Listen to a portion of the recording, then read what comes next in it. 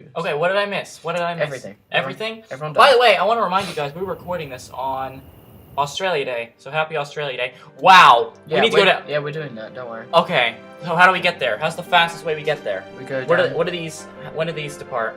Departs in 3 days! Okay, we're not going there. Departs tomorrow. It looks like we're going to Bangalore. Departs tomorrow.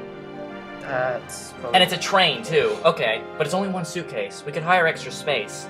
Let's see if we can sell stuff. Wait, just chill out. No, we don't have time to chill out. Okay. Wait until 7 a.m. Oh, it's midnight. Okay, don't wait until 7 a.m. Sleep. Stop. I didn't do anything.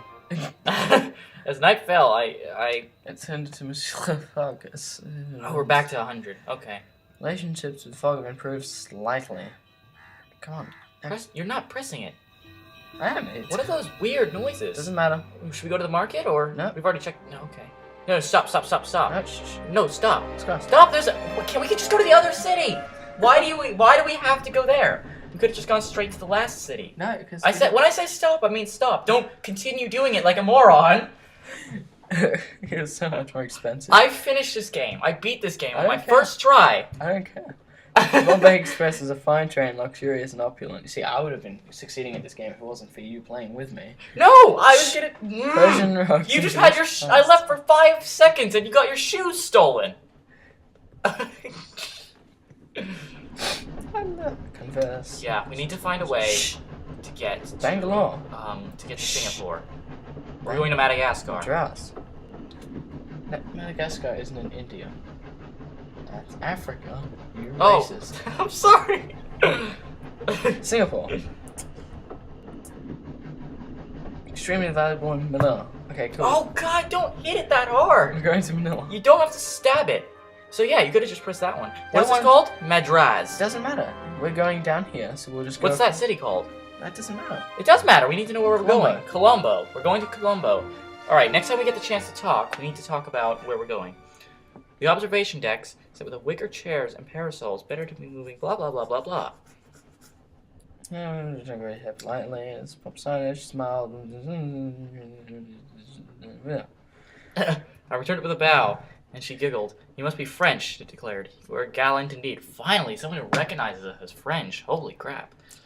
I admit I flushed. I smiled politely and looked aside. I knew it, she said. I have a good eye. I see things as they are. That is why I draw. I looked over her pictures to be confronted by their strangeness. I could not recognize anything on the landscape. She was so closely watching in the lines and shapes that filled the page.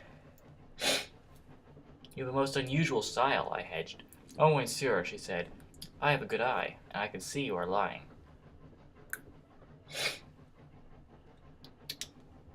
Then I do not need to say it, I replied. She nodded. Charming, she replied. I knew it. Just then, my attention was distracted as my master beckoned me over to make ready his evening wear. I bid her farewell, and she nodded to me. I will see you again, Monsieur Passatois, she told me as I left her. I did not stop to wonder that day how it was she knew my name.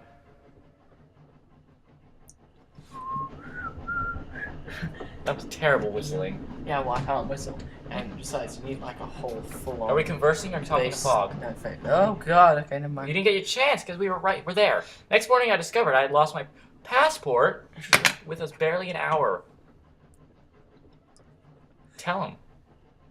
I told Monsieur Fogg immediately, risking his displeasure and the possibility of delay. But in truth, I think he was amused. I should lose my passatois. Wow! I would be most vexed. Wow. That was a terrible pun. Although, you have to admit, everyone who sees Passatois' name thinks it's passport at first. I decided to enlist the help of Anne Marie and her excellent eye, so I tracked her down the observation deck and explained the situation. She looked most concerned. What might happen to you without documents? At worst, I will not be allowed to travel, I replied. And that would be most serious, as my master is on a journey around the world. She nodded. Well then, we shall have a look, won't we? I think you should search the crew cabins, which my chair cannot access. and I will look about here. It seemed like a good plan, so I agreed. As I was heading from the car, I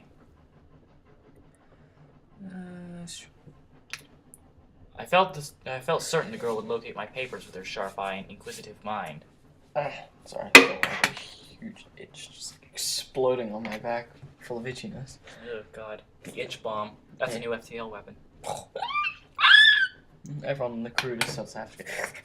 Oh God damn it, it's so itchy! Oh, While you're like killing them and stuff. Well, that's it. Traumatized for life. But went to search the crew cabins immediately. All the same, my breaking and entering was rumbled, in moments, of course, by a cabin boy of only 7 or 8 years. I tried to explain, but his English and my Punjabi rather missed each other. The lad quickly called for the guard. The guard, a surly fellow with a mysterious mustache he was in the habit of waving around, sat me down and demanded the facts, which I provided. I had it yesterday. Naturally, you boarded the train. He waved at me to continue. I have searched my compartment. You would not be wasting my time if you had not, indeed. He chewed his mustache and thought. Ugh. I visited the observation deck. Very wise. The views are most astounding. Go on. He shook his head. I regret I have only one theory. A young lady called Anne-Marie Spencer. Come. Anne-Marie? I met her. Ah, well, there is more to her than meets the eye. Together, we marched to the observation deck, where we found young Mademoiselle idling away at her sketching. Young lady, the guard demanded, stand up. Sir, I protested. Can you not see this poor girl? But my my words trailed off as young, crippled Anna-Marie got up from her wheelchair and then curtsied in front of me. I'm afraid I'm a dreadful kleptomaniac, she apologized, with deep insincerity, and an unparalleled liar to boot. Oh, that's what she means by chair. She was in a wheelchair. I missed that detail. My passport, please, I demanded with no small irritation. I dropped it, she replied, with an indifferent shrug. Somewhere. Tell me where, I insisted firmly. Then Anne-Marie sat down again, suddenly glum. You stopped being charming, she said morosely. Here's your passport. She released into a fold of her dress and pulled out my papers, and the guard wheeled her away. For some reason, even though she can walk. I wiped my brow with relief. A long and most difficult delay had been avoided, and just in time, as we arrived in Bangalore a moment later. Thank God. Tap the button. Yeah, there was 2 buttons, and I pressed one, and then the other came back, and then there was an infinite loop of buttons. Okay. No. Plan. We need to know where we're going. Okay. We don't want to miss our opportunity. Plan. I swear. We can't go anywhere. Okay, see if we... Explore. How long until... Hang on, stop. How long until we can go to... We're not going there. That's useless. Well, in case. It's a mechanical... In case we can't get to, Thingy Land. Jesus Christ. Just click on Bangalore. Look, you don't have to spam it. Okay, there's nothing here. A Bible. Of course we don't need a... Wait, how much is the Bible? No, whatever. Sure. Explore. Oh God, sorry, nighttime. Okay. Now. Well, that's a worthless route. Oh, but we can go there if we want for some reason. That was the one route we got? Oh my God. I pretended to be happy in Europe if I still could. I stayed indoors. I took a walk in Meads Park. Cricket? Where a game of off-duty cavalry officers were playing a game of cricket under the shade of peaceful trees. Cricket's a game in India. Yeah, it's illegal. Cricket's terrible. Fancy playing with us? A young chap with a sparse, optimistic mustache called out. Pain, sir, I called back, and he tossed me the ball, which I caught one-handed, much to the amusement of the other cavalrymen. The ball's leather was scuffed and pitted with use. The batsman stood in front of the stumps at the other end, his face shiny with sweat. My young friend took his place as wicketkeeper. Lob the ball. I bowled it overarm, a new type of delivery that remained controversial, but was effective nonetheless. The move seemed to discomfit the already fatigued batsman. I just heard a smack on the other side of the house. Anyway, and he swung wide of the mark. My young friend caught the ball neatly. Nicely done, he called. Where did you learn that? I shrugged. I suppose I just thought of it. The man laughed. A clever idea, indeed. As I took my leave, the batsman tossed the ball back to me. Keep it, he declared. A souvenir. I thanked him and pocketed the thing, not wanting to mention my habit of selling our souvenirs. When I told Monsieur Fogg of my encounter and showed him my prize, his face eased into a most uncharacteristic smile. I played cricket as a child, he said. The gentleman's game. Or the game for people who want to waste, days finishing one match. Yeah. I have a distinct hatred of cricket, by the way.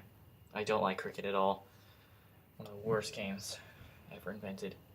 I should admit that I have always imagined my master to have sprung fully formed and complete, with cravat and spats from his mother's womb. The notion of him as a child, and more so a child who played games, well, perhaps my master had a heart after all. The character's now zestful. Cricket ball should fetch a good price in Manila. So yeah, we basically have to go there because we can't find any other routes. Yeah, I guess. It sucks. Click on it. Look, just use your finger. It still doesn't work. Well, it worked for me. Alright, that's all good. Oh, look at that. That's like a baby carriage. Doesn't matter. It does matter. Alright, night. Maybe we can explore in the morning and find a better route, but I doubt it. Before going to bed, I was walking around. British memoirs. I saw a cheerful British memoisal in a raging argument with the porter, from which I learned some insightful. What? These random stories. It's funny. Which I learned some insightful details about pistachio nuts. Thank you. Okay, to Madras. Madras. Maybe we can get to Colombo from there. 81 pounds. How's our currency working here? Well, we're back on the stupid thingy train. We hired a phaeton from Bangalore for the long and uncomfortable drive across the middle of India into Madras, following the line of the Palar River. Converse. We must find a way. Colombo, remember. Mm-hmm. Oh my god, she has very colorful hair. Colombo, Madras to Colombo. It's possible to travel. I believe so. The western flower from Waltair connects to Madras. And the air journey. Awesome, we can get there very quickly. Speaking of airships, I understand one can fly the ice wind. I guess we'll never learn what that says. You mean the Tire of Miser? Of course. Isn't it wonderful? Singapore. Tell us about Singapore. We already did. Listen to this. One can trade woolen cloaks profitably. Okay, so we find a woolen cloak, we'll buy that. We already had one. Okay, from Singapore to where? I don't know, but you can obtain bolts of pure silk in Hong Kong. To Brisbane? Possibly. You can obtain tobacco in Brisbane if you can sell for profit in Auckland. That's Australia. Jeez, that's quite a while. New York? Mm-hmm. That's the Titanic right there. Oh my god! New York to Iceland? And then Madras to where we want to go. Waltair? Oh my god. That was a useful conversation right there. Conversion. I almost said conversion, but then I realized that the word is actually conversation. I just realized that those words are linked. The speed of our phaeton was cruelly slow over the rough roads. After a while, I began to wonder if a boat might be quicker. Several were passing by us, and thanks to the current, all were overtaking us. I put the matter to Monsieur Fogg, who shook his head with a tiny motion. It would not do, he murmured. That was that. I settled back, and we bumped our way along the road. As the afternoon wore on, the ocean became visible, a glittering blue cloth. I saw you trying to, blank me out, just cut me off there.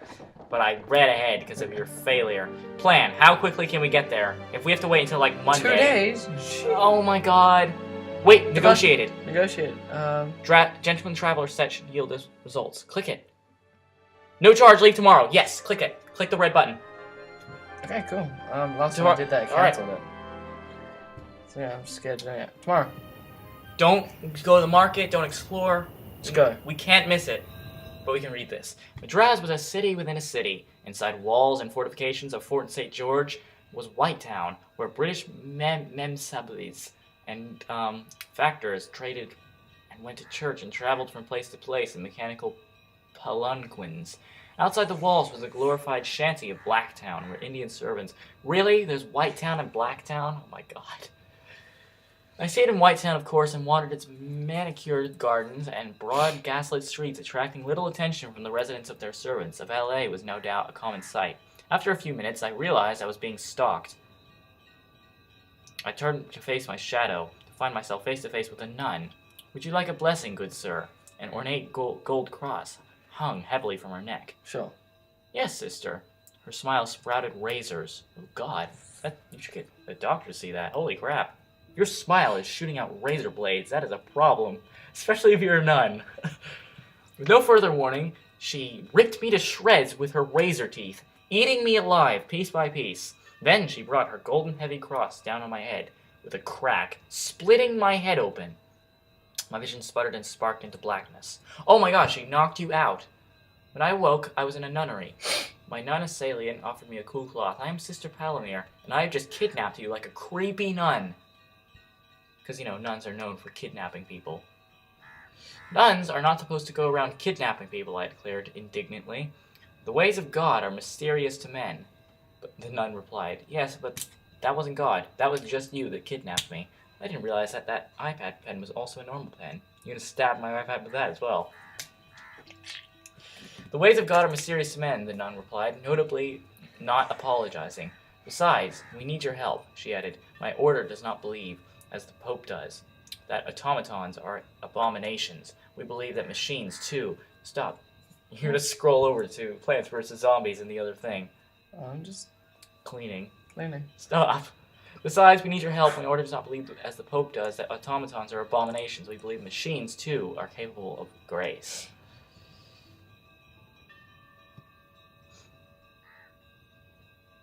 Fascinating, I replied sarcastically. The nun smiled, that cold, mean little smile once more. The Didacian sisters are dedicated to the search for a machine which has a soul, and we now require your help in our search. Here, you read from now on. I need a drink of water. You could simply have asked. The Lord does not ask, he expects. Now listen to me. She helped me loosely to my feet. If you find no time, the shard is engraved with the soul on your travels. Send a telegram to us. We have our own receiving station here. We'll reward you materially if that is your wish. But we must have such a shard. Sister, this is very far-fetched. We need to go. Oh my god, we're gonna miss. No, we're not. We're gonna miss her! It's still 6:30. Yeah, I know, but how long will this take? Are we gonna be stuck here? As you say, sisters, I will inform you at once. I have faith. Then she let me go, and I left forever and never talked to her again. Time to leave. Cool. Leave. Quick, leave! Go to Colombo. Depart. Go. Oh, it's an airship. It is an airship. Fortunately, we have the pocket altimeter and the air sickness pills. Look how fast that's going. We boarded a fast airship by a British company that promised to reach Colombo within 2 hours. Oh my god, that's so good. Although it's going quite a bit longer than 2 hours. And again, okay, not 2 hours. The airship was not as fast as advertised, but of course, not to any considerable degree.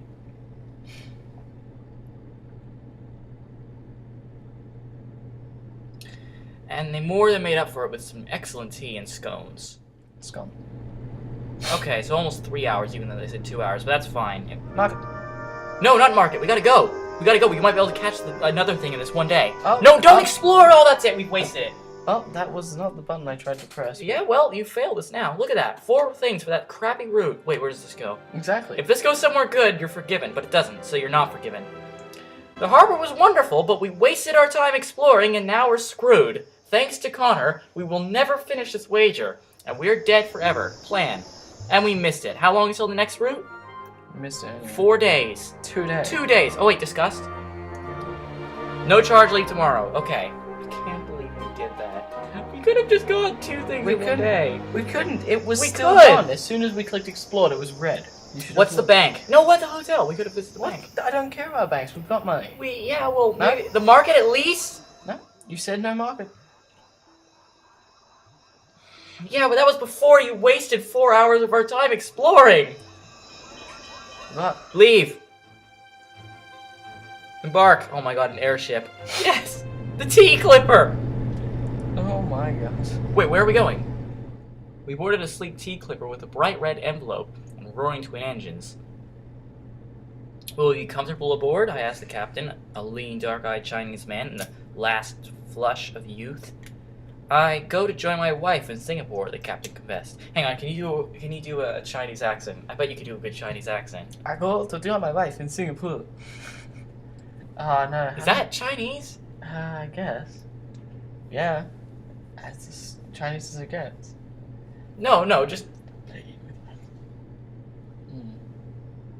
No, you do a Chinese accent. Oh, I don't want to do a racist Chinese Well, accent. neither do I. Racism isn't the funnest thing, especially when you're on YouTube and everyone can hear it. Yeah, I know. I apologize. And I'm also not going to do a racist Chinese accent. He's going to sound American. The American Chinese man said, I go to join my wife in Singapore. The captain confessed, I am in a celebratory mood, and I sound suspiciously like some sort of advertiser, or maybe a more human version of Microsoft Sam. Is that the route we took? This is going the wrong way. That's fine. Wait. The Times. Phileas Fogg attempts round-the-world adventure. That's a month old. Okay, I guess whatever it's reading more. That was the entire newspaper. I found myself standing beside the cheerful young captain. Does your wife also sail the skies? Ha, hardly. She's just opened up a sorry, American accent. Ha, hardly. She's just opened up a Chinese bank in Singapore. Though she has holdings all over Southeast Asia. She could buy me in my ship 100 times over, in fact. And now he's lost his accent, as he added with an easy laugh. And then he said, does her property not become yours? I asked. Britain only recently passed an act of parliament which allows married women to own their own property. He looked confused. Well, I'm joining her family, so that does not signify. We've just received a text message saying, hello, please never speak to me again. No. Oh, birthday. Oh, God. Why would you say his full name? You asked. I didn't ask. This is where you need to edit. Go. I can't believe it. I hope I get... You have to edit. Why would you do that? This is why you're not allowed in the weekly banter. Alright, go. Just ignore it God. next time. I reckon we need a break anyway, but go. You're right. We'll get to... No, we're done. Okay. Good to We got 3 episodes. All right, we'll go for another 7 minutes, and then we'll stop at the half-hour mark, so we can get 3 episodes out of this. That sound fair, guys? Yeah. Okay, that's them. I They're thought good. they were 25 minutes long. They're half an hour to 25 minutes. Whatever. Keep going. All right. Oh crap! I didn't mean to clap then. Note to future Cameron. That clap was not a request for an edit. Oh, sure thing, man. Thanks for letting me know. So moving on. I thought much on Captain Go's attitude and situation, but came to a few conclusions that night aboard the airship. Oh wow. What should we do? Come on, pick one. Oh, well, we had options. I didn't even Yeah, we did. You're not doing anything. Stop rocking back and forth like a rocking horse. Oh my god, you're getting so annoying. I think I'm ready to go home now. Oh, I'm reading off the screen, stupid. Read off the screen then. I did. No, you're not reading anything. Read it out loud. We're still live. I'm enjoying just reading this. I'm pretty sure the people enjoy having a bit of silence instead of our stupid. Alright, you know what? We're gonna do it. We're gonna spend this whole journey not reading out anything. You can read it for yourself. It's just the silent moment. Yeah. Just turn off the audio and make it completely silent. No, I like the ambient noise. Why don't you buy this ship? I suggested. Okay, I guess that's it.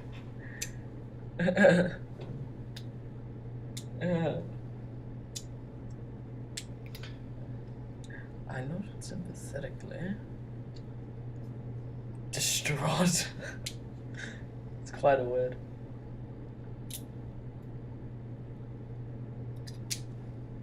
I'm sorry. Hello, this is Future Camera again. I don't know how much time to tell you this, but, we weren't entirely speaking the truth back then when we recorded this video. Oh, I don't know how much time. Alright.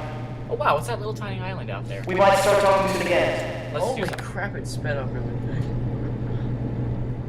The first sign of trouble was when the lights began to flicker, but I'm going to stop reading now because that was our compromise for this journey. You know what? No, we have to read. It's such a long... We're crossing the entire ocean! We're crossing the entire ocean! Which sea is this? This isn't the cares? Indian Ocean, is it? This is the Indian Ocean. We're crossing the entire Indian Ocean.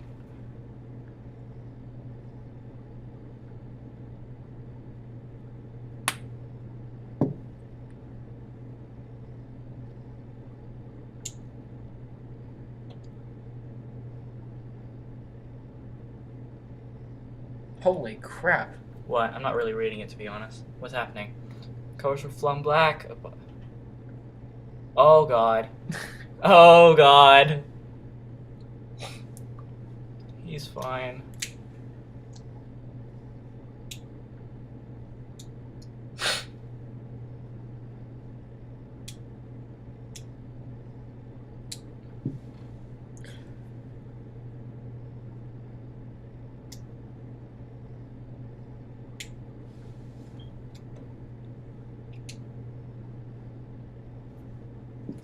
Some water?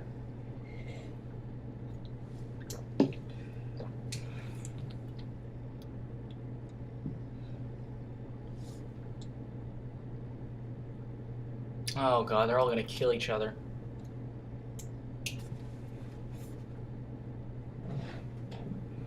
Oh, we have to do something? Oh no! Oh my god! We're gonna crash!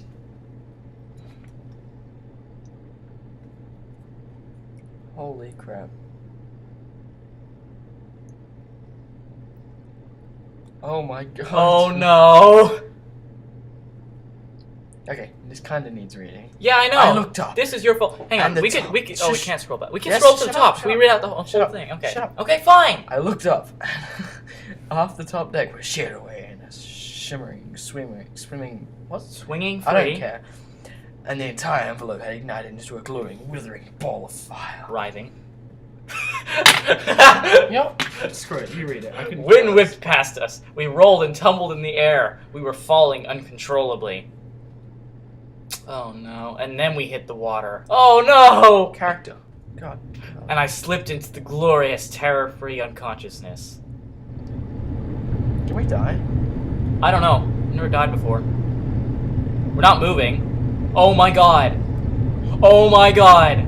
We lost like 3 days.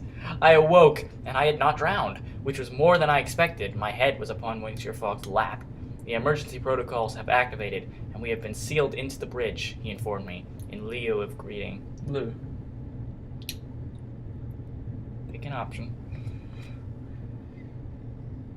I tried to sit up, and Monsieur Fogg pushed me unceremoniously back down. I felt relatively well, considering this whole accursed journey of ours. You cracked your skull, my master declared. This is not the first time you have awoken. Every time you sit up, I explain matters, and then you swoon once more. Are you unharmed, monsieur? You have not asked that before, my master smiled. But are you? I am somewhat injured, my master said serenely, and then serenely, and then coughed an enormous amount of thick, oozing, warm blood onto my chest. Oh my god. Oh my god. I shrank away in horror, only for Monsieur Fogg to slump heavily against me. His brow felt clammy and fevered.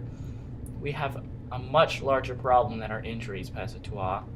His voice was uncharacteristically raspy.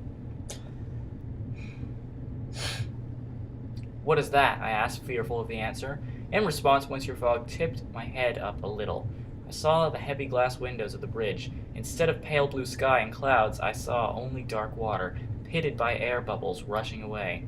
We are sinking, Monsieur Fogg continued, regaining some of his composure. Captain Go informed me we are only a day's worth of air at most.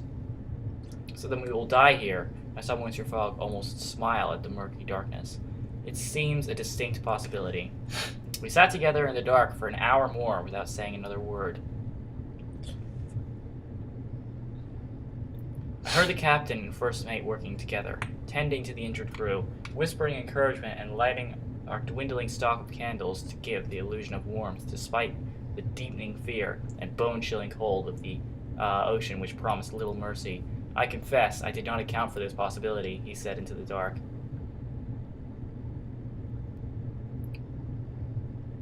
You can do it. I believe in you. Not all risks can be calculated, I said thoughtfully. I drew in my breath. I don't blame you. I felt Monsieur Fogg tense. I am surprised. It is my job to surprise you. Another long silence, but a softer one. I felt the pain in my head pound at my temples, then recede, like waves on a shore. My master coughed more blood, and we all shivered as the last candle blew out. Someone wept, but I did not.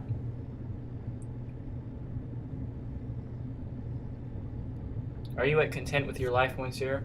I never thought my life in terms of contentment, he replied, as though the words were strange to him. I shall have to consider the notion. And later, much later, after the hull began to shriek and as the air grew thin, I think I heard my master say, perhaps given our circumstances, you should call me Phileas. Before I fell into an uneasy, delirious sleep. Oh my god. I don't know if you can die. I didn't think you could die.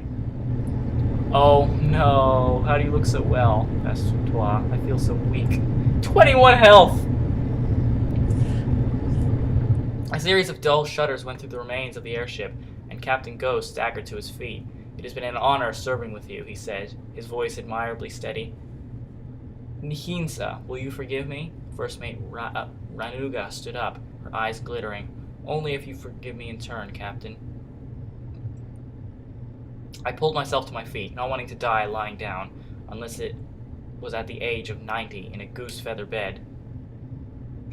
The ship jerked, but instead of cracking open like an oyster shell, it began to rise up in the water. Oh. Our faces were frozen in shock, our eyes wide, our mouths open. We shot upwards, faster and faster until we broke surface. And the sun blinded us with its sweet yellow light, casting shadows away with its brilliance. I could think of nothing to say but... Am I dead, monsieur? My hands threw themselves over my eyes to shield the glare. No, my master said coolly. You are rescued. Look. I followed his indication and looked up. Indeed, the sky hung a colossal airship. Thick steel cables were attached to our vessel, and we were slowly winched out of the water. A bulkhead door swung open on that ship. A woman in a welder's mask and armored suit stood, limned in light. Hello down there, she called loudly. As Captain Go gasped, have you seen my husband? Oh my god. Oh, we're moving again! Are we gonna end up in Singapore after all? Yeah, help. A fresh shirt, superb. Madame Go, the banker, proved to be an excellent rescuer. She retrieved our bags, provided us with vast quantities of stew, and had thought to bring a team of doctors. Captain Go trailed around behind her looking, if possible, even more love-struck than before. I looked on First Mate Ranuga, who was recovering nicely in one of the hastily set up medical bays. The captain's not going to sell the ship, she told me excitedly, and all I needed to do was try to shoot him. Monsieur Fogg, with bandaged ribs and a pair of impressive black eyes, was on his feet, much against the doctor's orders. Please stay in bed, monsieur. Monsieur. It's spelled differently, isn't it? Or is that always how it's been spelled? Monsieur, not monsieur, monsieur. Oh, I apologize. I said despairingly, knowing all too well the determined look in his eye. Passe-toi, he said, and then trailed off most uncharacteristically. Yes, monsieur? That's it, monsieur! Oh, I've been mispronouncing it all this time! Thank you, he said briskly, and then opened up his ledger. Now, leave me in peace till we reach Singapore. From here on, his eyes flashed. I am going to ensure I consider all of the possibility. Consider all possible options. Are we done? Are we in Singapore now? Madame Go's airship now. We made it to Singapore. Okay. Okay, we're done. Sell the, whatever. Just don't. Stop. We're done now. Thank you for watching. Actually, yeah, let's sell this stuff before tonight. Tonight, whatever, shut up. Tin sheet, what is this? Holy crap. Should we buy that just in case? Sure. I have to reorganize stuff. It can't fit in our bag. Stop, let go, let go.